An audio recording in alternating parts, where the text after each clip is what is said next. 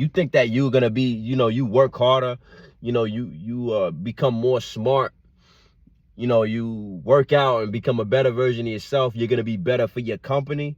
You're in for a rude awakening, because in the book Law of Power, you cannot outshine the master. So now if you're getting all these looks, all these women talking to you, people coming up to you and making you feel like that guy and stuff, they're gonna get rid of you because they want the attention. They're insecure. Oh, they want the attention. I'm the boss, I got the money, this, that, and the third, I'm flexing. You come up in there with all this poise and all this swag and shit like that, and you think that, they're gonna be happy to have you. What's going on with you guys? Quarantine Fitness, JR McGee. As y'all see, I got my bouncing attire. I got my security shirt on. I got a little very, very, very entertaining story that just happened to me today. And this is gonna really, this right here, like I already knew, but this right here is why you have to be mentally strong in the side effects of being an attractive male. People think it's all, glimmer and it's all glitter.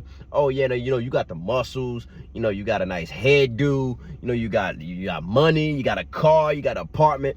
I'm gonna explain to you guys why this is a downside, why the downsides of being an attractive male. So now I just started working this new job. I met the owner. He gave me the rundown on what the procedures is. Pretty much it was a job where it's like, it was on like a main street. So all the main streets are like where the bar areas are. All the main streets is like, where the people come to hang out during the day, and then during the night, people come to party. So these are all the bars. But in the morning and then the afternoon, they're like the areas where people grab ice cream, people grab, people eat and, hang out with family and enjoy each other's company. So now I was scheduled to work in the afternoon into the night. That way I can tell, I was guarding the facility of a parking lot, and I can tell the people who is like hanging out and stuff like that, like, you can't hang out here, just go across the street if you want to hang out. So that was my job. Pretty much I was bouncing in a parking lot. So I had one job, which was to tell the young people who's soliciting, which is hanging out, that they can't hang out here no more. So it was pretty easy to me. I met the guy, and right away, being an attractive male, me working on myself, I presented myself very well. I could tell within the first 5 minutes that I was going to get the job. So when I came in, shook the guy's hand, looked him in his eye, was very respectful, my grammar was well. I carried myself with a certain level of poise. So now getting the job is not a problem. Maintaining the job is another story. And I'm going to explain to you why this is the problem, maintaining the job. So with me, I always felt like people feel the need to humble me, as an attractive male, because I've always worked out. I've always, I like my ducks in a row. And I know what I like. And I know, like, I'm like a person of the audience, right? So like, if I make a YouTube video, I look at it as like, okay, the audience, you know what I'm saying? Like, so I look at everything like, like in the eyes of the audience, I'm a perfectionist. So now I met this guy, I introduced myself, he said, okay, I met him on Wednesday. He said, yeah, great. You're going to start on Friday. Cool. I got the job. You know what I'm saying? I'm in there like swimwear, out there like mouth gear. I'm sitting outside now. And right, people, I'm right away, I already knew that me being an attractive male, they're going to try to hold me with, like, they're going to be watching me to the T, because for one, they think you're there for women. They think, like I made on my other video, people think that you do everything for women. They think that you look this good, that you work out and stuff for the validation of women. I don't do nothing for the validation of women. So I already, in my mind, I'm going there. Once I got to the facility, I already know. I'm like, all right, I can't be on my phone. I like to listen to podcasts on my earpods. If I'm going to do that, I'm going to wait till it gets nighttime, because my shift, it was 5 to 12. I'm sitting in the parking lot. So I said, maybe once the sun goes down, have a hoodie on, whatever, I have my little ear pods on, cool. But during the days, I'm not gonna wear my AirPod. So, or have my phone out. So I'm already working, 2 hours go by, I'm counting cars, right? I'm noticing like FedEx, what time FedEx comes in, what time the ferry comes and goes, what time the bus comes. I'm looking at people who's going in the car back and forth. So right now, I'm already clocking the facility. So I'm already like working on my like strengthening my mind. I don't need to have the phone to be entertained. I saw it as a game. So now I'm playing this game. A few people came up to me and say, yo, did you see a car come by? I said, yeah, I actually did. It went that way. Made the girl, it was 2 girls. They was looking for their homegirl. They sped off. So they ended up finding the homegirl because of me. This is how I'm paying attention. So now, here's where the problem comes in. So I parked my car. First I parked in the front, then I moved it to the back. So when I moved it to the back, when I moved it to the front, I guess people saw what kind of car I'm in. So funny enough, I don't know how this girl, for the life of me, I don't know how this girl knew what my car looked like, how they knew, because it was my first day. Today was my first day. I don't know how she knew what car I drove, how to connect it to me. I had no idea because this girl just came in. I was like, mind you, I was clocking cars. I noticed this girl just came in. She came in at 5:21. So looking at my clock, okay, she comes in at 5:21. I'm clocking the whole vicinity. She comes in, and I guess when somebody told her about me or something, but the second I walk in to use the restroom, the girl comes up to me and says, oh, your car's for sale? I said, nah, it's not for sale. Like, you could see it in the back as a for sale, so I got to wash it off because I was lazy. But I explained to her, I said, nah, first I wanted to really think, who told you? Like, if I really wanted to flirt, if I really wanted to be that guy, like, I'm like, oh, what you like, what you see? Why you, like, how do you know what car I'm driving? Boom, I could have got her right there.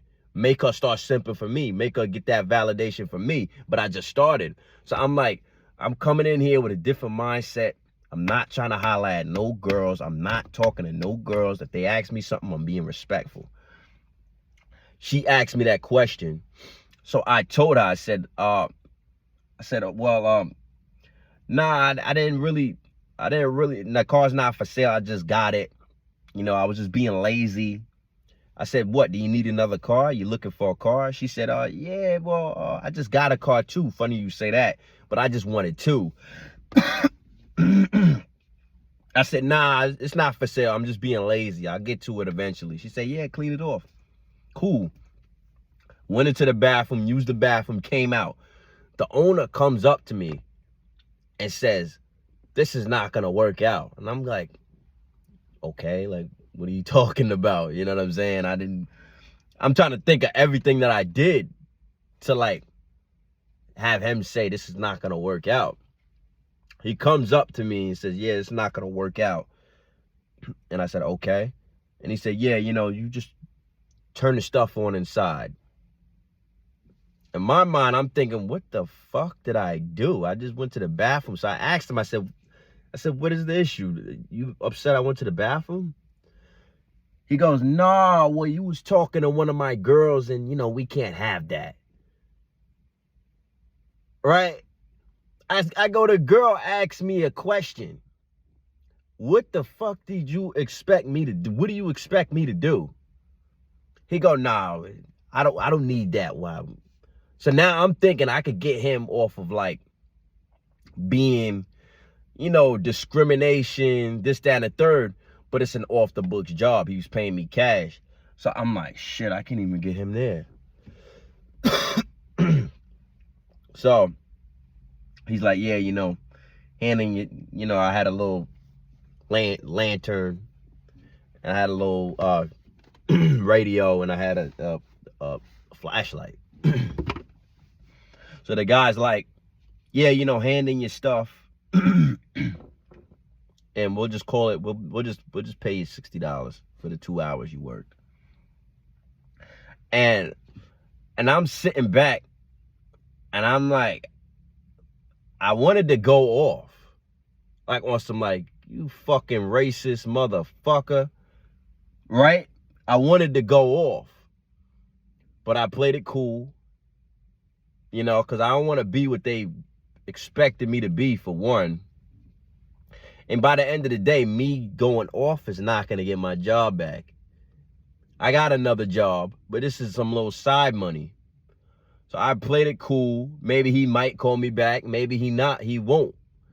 But it's the simple fact that people, you get what I'm saying? Like, people are jealous. They are envious of you in your position, that you could carry yourself with a certain level of poise, because they know they can't do that.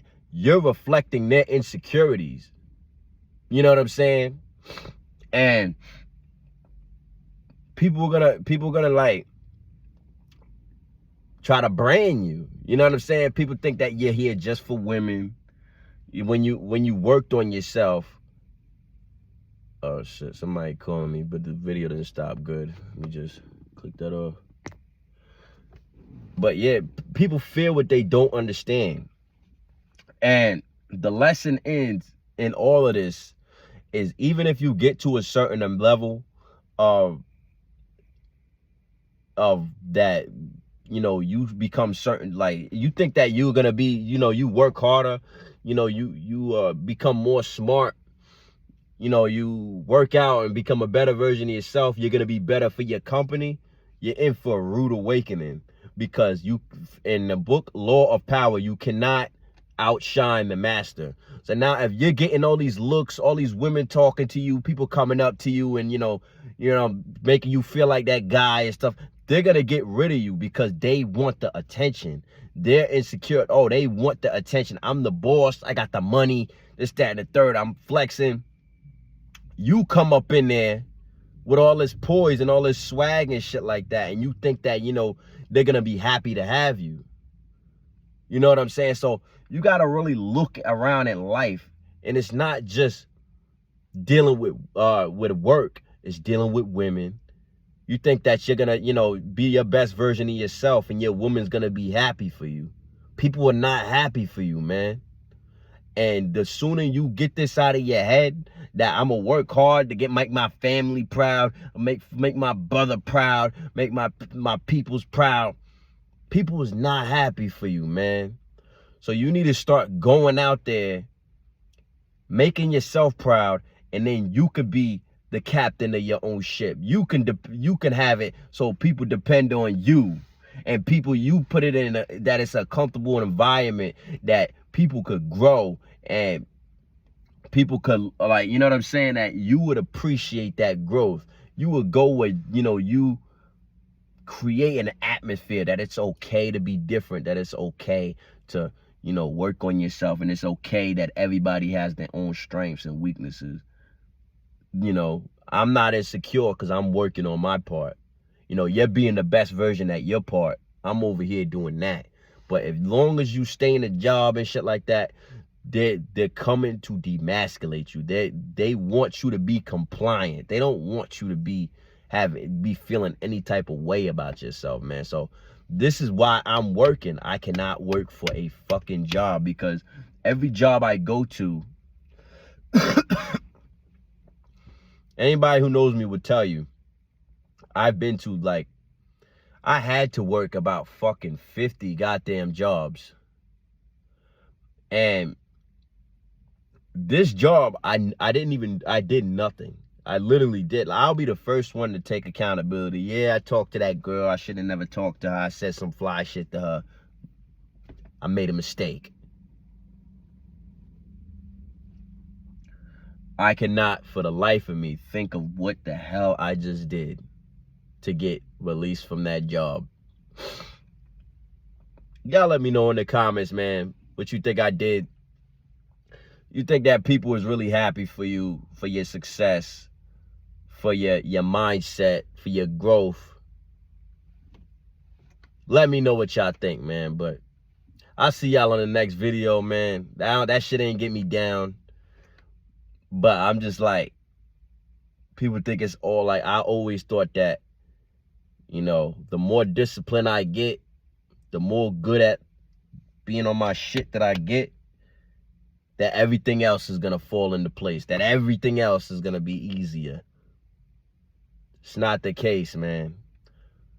The only way it's gonna fall into place is if you depend on yourself under every aspect. If you make your own money, if your success is riding on you, that's the only way that your growth will be appreciated. Anybody else, they're not happy for your success.